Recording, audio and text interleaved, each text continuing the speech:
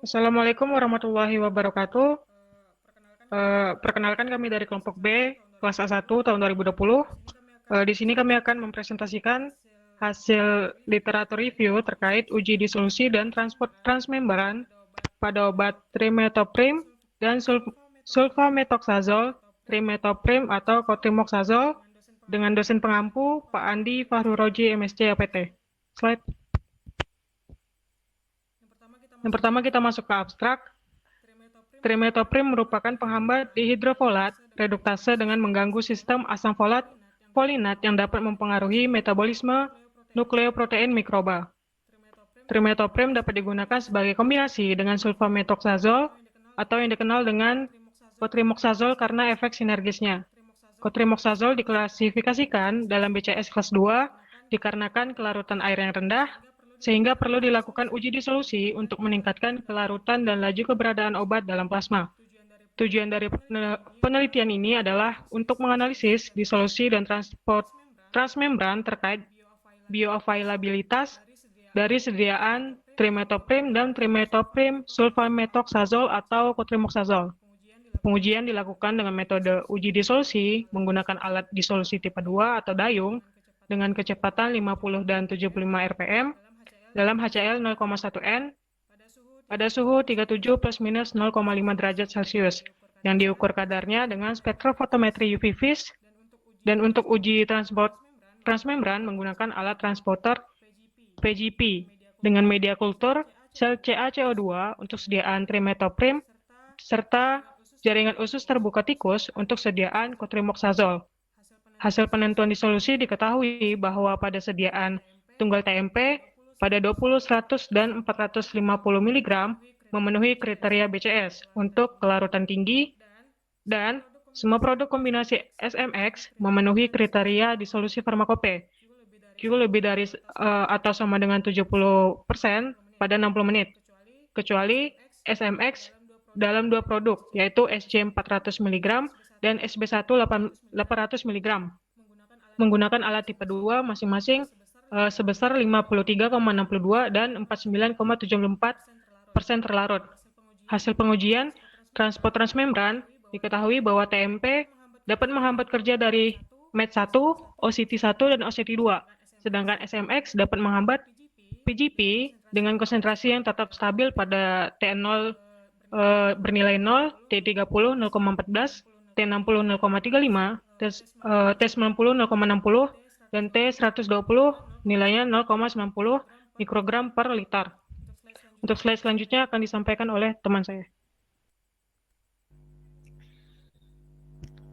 Rute pemberian obat per oral merupakan rute yang paling sering digunakan karena pemberiannya yang mudah. Kecepatan disolusi dan ketersediaan hayati sangat mempengaruhi suatu sediaan farmasi dalam pemberian rute oral untuk mencapai konsentrasi terapeutik. Berdasarkan kelarutan dan permeabilitasnya, obat-obat pada BCS kelas 2 mempunyai bioavailabilitas oral yang rendah. Parameter yang perlu diperhatikan dalam membuat suatu formulasi sediaan farmasi, terutama sediaan oral, adalah laju disolusi dan kelarutannya. Salah satu parameter uji yang penting dilakukan untuk memperkirakan bioavailabilitas suatu obat dalam pengendalian mutu adalah uji disolusi. Uji ini bertujuan untuk mengetahui profil pelepasan zat aktif obat dari sediaannya dalam pelarut yang telah ditentukan dan mempertahankan kualitas produk tetap terjaga. Transport membran juga merupakan hal penting yang harus diketahui selain uji disolusi. Transport membran adalah proses mengangkut molekul dari konsentrasi tinggi ke konsentrasi rendah tanpa memerlukan energinya, serta suatu proses pengangkutan materi dari konsentrasi rendah ke konsentrasi tinggi menggunakan energi hasil metabolisme ATP. Berdasarkan sistem klasifikasi biofarmasi, trimethoprim digolongkan dalam BCS kelas 2. Trimethoprim dapat digunakan kombinasi dengan sulfamethoxazole atau yang dikenal dengan cotrimoxazole karena efek sinergisnya. Cotrimoxazole diklasifikasikan dalam BCS kelas 2 yang memiliki kelarutan air yang rendah, sehingga untuk meningkatkan bioavailabilitasnya perlu dilakukan uji disolusi. Oleh karena itu, literatur review ini bertujuan untuk menganalisis disolusi terkait bioavailabilitas dari sediaan trimethoprim dan trimethoprim sulfamethoxazole atau yang dikenal dengan cotrimoxazole. Selanjutnya akan dijelaskan oleh rekan saya. Oke, kemudian kita masuk ke metode. Slide.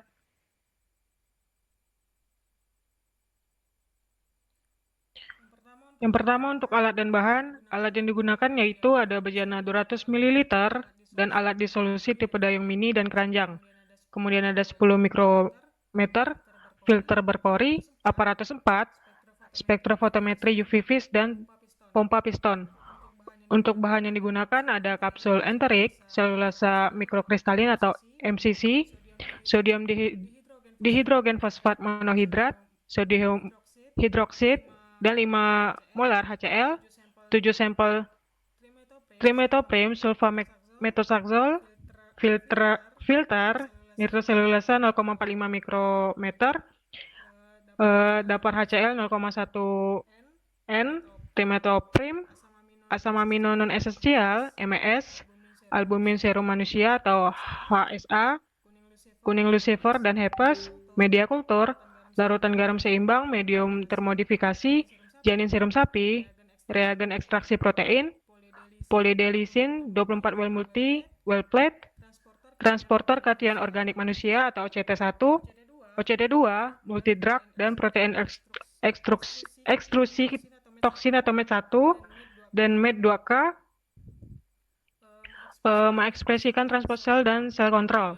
Kemudian ada cairan usus simulasi puasa, blood insert, kultur sel, sumber dalam upgen, polipropilen, sel CaCO2, histamin, deglukosa, manitol, klorur potasium, SMX, TMP, ringer laktat, air ultramurni, asetonitril, dan trietilamin HPLC kelas, asam asetat glasial, serta metanol. Next. Kita masuk ke metode yang pertama, ada uji disolusi dari TMP dengan cara kapsul ditempatkan di keranjang singkar selama 2 jam. 200 ml fase asam pH diikuti dengan 200 ml pH 6,8, buffer fosfat 0,05 m selama 2 jam. Tambahan pada kecepatan 500 rpm. Kemudian suhu dipertahankan pada 30 derajat Celcius. Pada akhir tahap asam dari uji disolusi ini, media dibuang dan bejana diisi dengan 200 ml buffer yang telah dihangatkan sebelumnya. Setelah itu, semua media disolusi didegasing dan disaring menggunakan sistem filtrasi vakum. Volume sampel 1 mili diambil setiap 30 menit hingga akhir pengujian, yaitu selama 4 jam. Dan semua sampel diganti dengan media baru yang relevan. Lalu sampel disaring dengan 0,45 mikrometer filter PVDF dan 0,5 ml filtrat pertama dibuang dan dilakukan pengenceran sampel.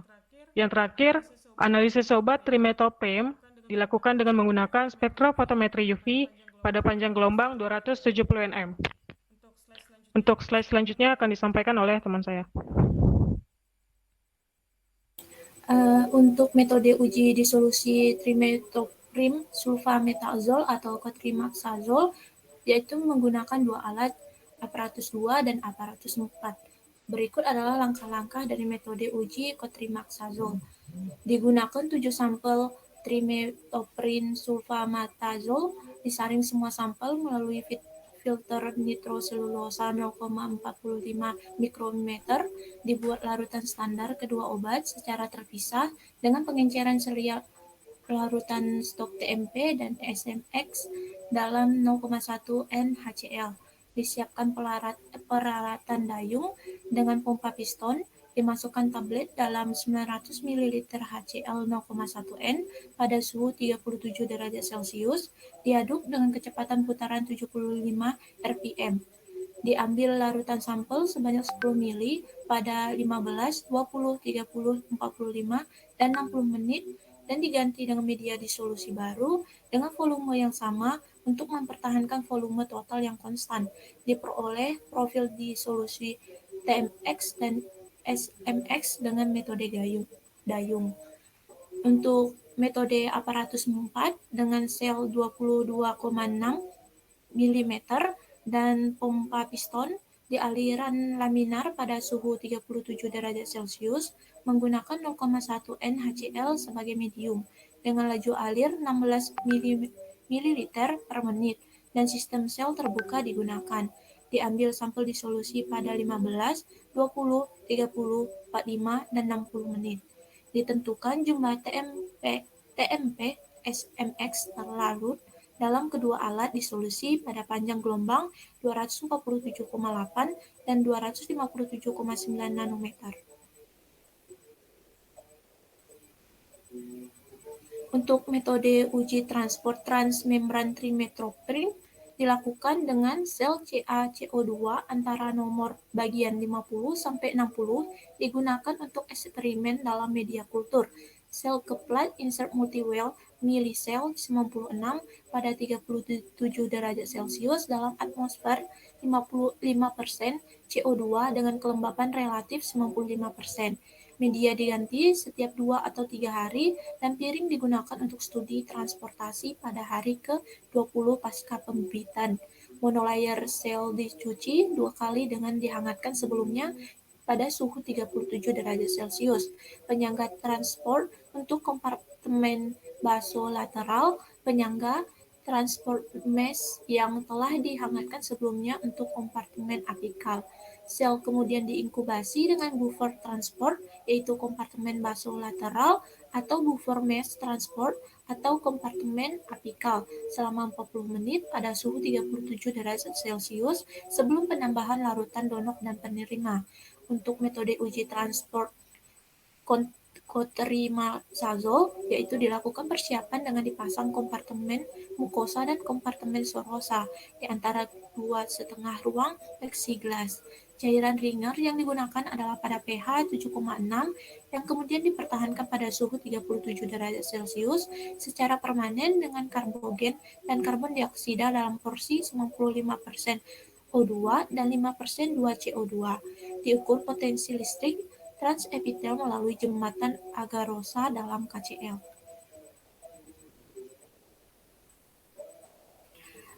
Berikutnya adalah analisis data yang kami gunakan, yaitu perhitungan persen disolusi, efisiensi disolusi, DDI, sensitivitas, waktu disolusi rata-rata, laju disolusi rata-rata, dan kesalahan lipatan rata-rata geometris.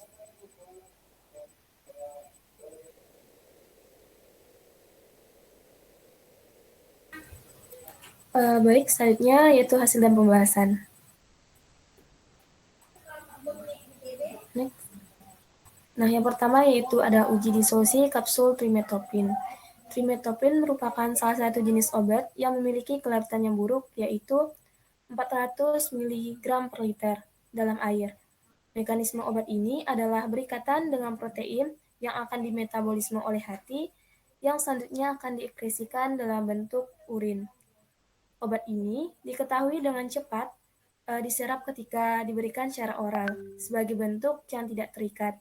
Nah, di mana ketika obat ini berada pada lambung, maka memiliki kelarutan pada pH 4,5. Oleh karena itu, trimetoprim ini disarankan diberikan secara oral dalam bentuk kapsul dengan tujuan mempercepat pelepasan obat di dalam tubuh. Nah, selain itu, kelarutan obat trimetoprim ini juga dipengaruhi oleh media disolusi yang digunakan dan juga pH pada media. Nah, berikut ini dapat dilihat pada tabel sifat fisikokimia obat. Untuk trimetoprim memiliki nilai pKa yaitu 7,12 dan kelarutan pada pH 2 itu sebesar 3,2, untuk pH 4,5 yaitu 0,3 dan untuk pH 6,8 yaitu belum diketahui.